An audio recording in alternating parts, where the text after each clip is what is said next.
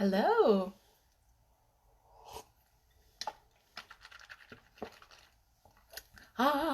Me. Just kidding. How are you all doing? It's chapter 5 tonight. And the title, The Cry in the Corridor.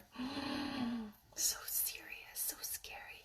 I don't know if you've known this, but apart from reading the chapter a couple times before I read to you, I have not read The Secret Garden before. So this isn't like an old favorite or anything that I have read over and over. I saw the version when I was really young of The Secret Garden, but that's like my experience with The Secret Garden. I'm really excited. It's a really good one. And it's long. Bear with me. Hopefully my Yorkshire accent sticks a little better this time. You guys are all so nice. I gotta get all spit on my mouth. Okay. Chapter 5. The Cry in the Corridor. At first, each day which passed by for Mary Lennox was exactly like the others. Every morning she awoke in a tapestry room and found Martha kneeling upon the hearth building her fire. Every morning she ate her breakfast in the nursery, which had nothing amusing in it, and after each breakfast she gazed out the window across the huge moor, which seemed to spread out on all sides and climb up to the sky. And after she had stared for a while, she realized that if she did not go out, she would have to stay in and do nothing. And so she went out.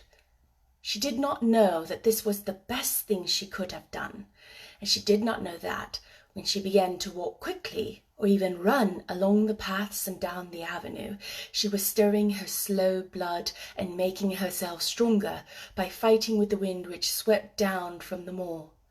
She ran only to make herself warm, and she hated the wind which rushed at her face and roared and held her back as if it was some giant she could not see. But the big breaths of rough, fresh air blown over the heather filled her lungs with something which was good for her whole thin body, and whipped some red colour into her cheeks and brightened her dull eyes when she did not know anything about it. But after a few days spent almost entirely out of doors, she awakened one morning knowing what it was to be hungry. And when she sat down to her breakfast, she did not glance disdainfully at her porridge and push it away, but took up her spoon and began to eat it, and went on eating it until her bowl was empty. "That got on well enough with that this morning, didn't they?" said Martha. "It tastes nice today," said Mary, feeling a little surprised herself. "It's the air of the moor that's given thee stomach for the victuals," answered Martha. "It's lucky for thee that that's got victuals as well as appetite. There's been 12 in our cottage as had the stomach and nothing to put in it. You go on playing you out of doors every day, and you'll get some flesh on your bones and you won't be so yeller." "I don't play," said Martha. "I have nothing to play with." "Nothing to play with!" exclaimed Martha. "Our children plays with sticks and stones. They just runs and shouts and looks at things." Mary did not shout, but she looked at things. There was nothing else to do. She walked round and round the gardens and wandered about the paths in the park. Sometimes she looked for Mr. Ben Weatherstaff, and though several times she saw him at work, he was too busy to look at her or was too surly. Once, when she was walking toward him, he picked up his spade and turned away as if he did it on purpose.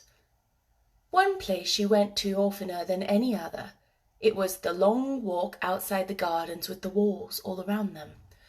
There were bare flower beds on either side of it, and against the walls ivy grew thickly. There was one part of the wall where the creeping dark green leaves were more bushy than elsewhere. It seemed as if for a long time that part had been neglected. The rest of it had been clipped and made to look neat, but at this lower end of the walk it had not been trimmed at all. A few days after she had talked to Ben Weatherstaff, Mary stopped to notice this and wondered why it was so. She had just paused and was looking up at long spray of ivy swinging in the wind when she saw a gleam of scarlet and heard a brilliant chirp, and there on the top of the wall forward perched Ben Witherstaff's robin redbreast, tilting forward to look at her with his small head on one side. "Oh!" she cried out. "Is it you? Is it you?" And did it not seem at all queer to her that she spoke to him as if she were sure that he would understand and answer her? He did answer her. He twittered and chirped and hopped along the wall as if he were telling her all sorts of things. It seemed to Mistress Mary as if she understood him too, though he was not speaking in words. It was as if he said, "Good morning. Isn't the wind nice? Isn't the sun nice? Isn't everything nice? Let us both chirp and hop and twitter. Come on, come on." Mary began to laugh, and as he hopped and took little flights along the wall, she ran after him. Poor little thin, sallow, ugly Mary actually looked almost pretty for a moment. "I like you! I like you!" she cried out, pattering down the walk, and she chirped and tried to whistle, which last she did not know how to do in the least. But the robin seemed to be quite satisfied, and chirped and whistled back at her. At last he spread his wings and made a darting flight to the top of a tree, where he perched and sang loudly. That reminded Mary of the first time she had seen him. He had been swinging on a tree-top then, and she had been standing in the orchard. Now she was on the other side of the orchard, and standing in the path outside a wall, much lower down, and there was the same tree inside. "It's in the garden no one can go into," she said to herself. "It's the garden without the door. He lives in there. How I wish I could see what it is like." She ran up the walk to the green door she had entered the first morning. Then she ran down the path through the other door and then into the orchard, and when she stood and looked up, there was the tree on the other side of the wall, and there was the robin just finishing his song and beginning to preen his feathers with his beak. "It is the garden," she said. "I am sure it is."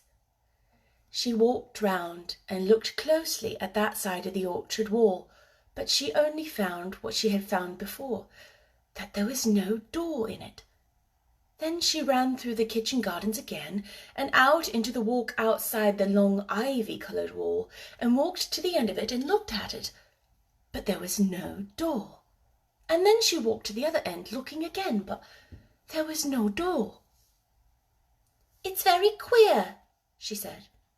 "Ben Witherstaff said there is no door, and there is no door, but there must have been one 10 years ago, because Mr. Craven buried the key."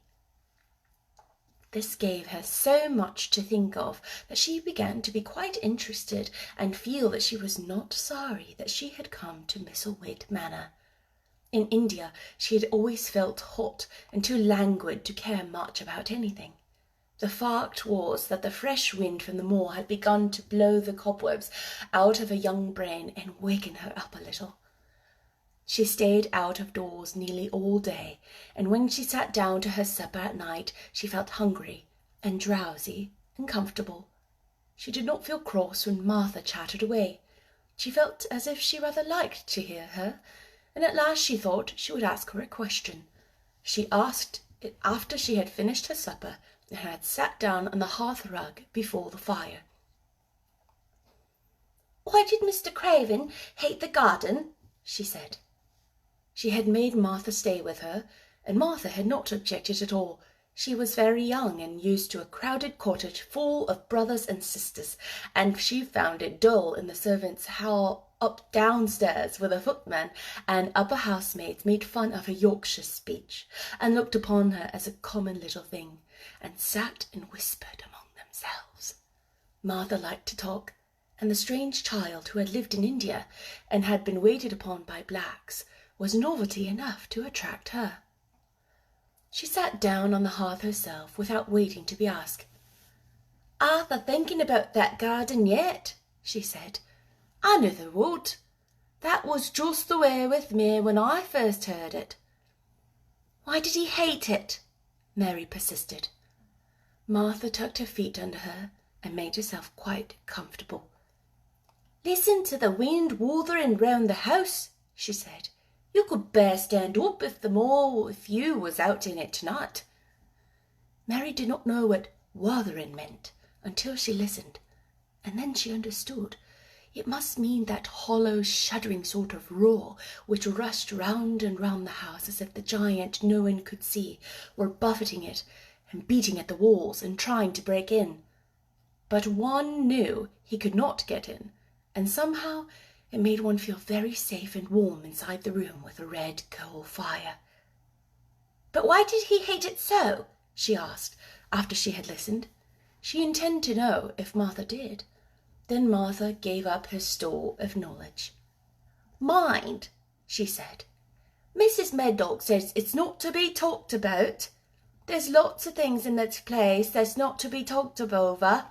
That's Mr. Craven's orders. His troubles are none of the servants' business, he says. But for the garden, he wouldn't be like he is.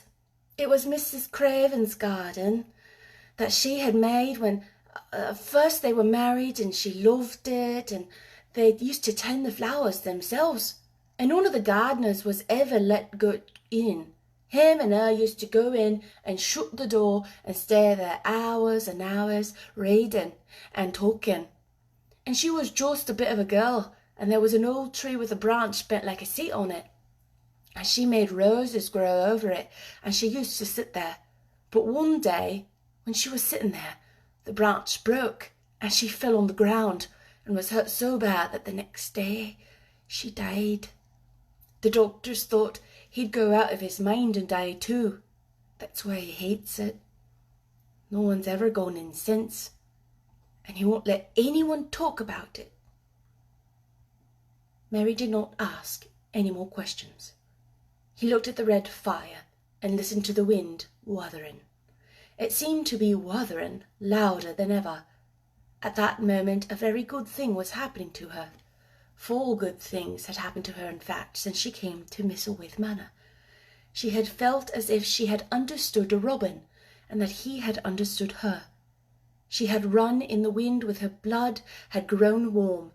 She had been healthily hungry for the first time in her life, and she had found out what it was to be sorry for someone. But as she was listening to the wind, she began to listen to something else. She did not know what it was, because at first she could scarcely distinguish it from the wind itself. It was a curious sound.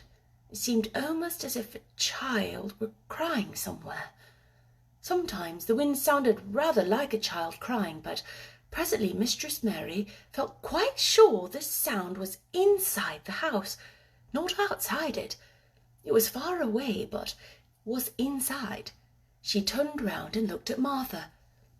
"Do you hear anyone crying?" she said.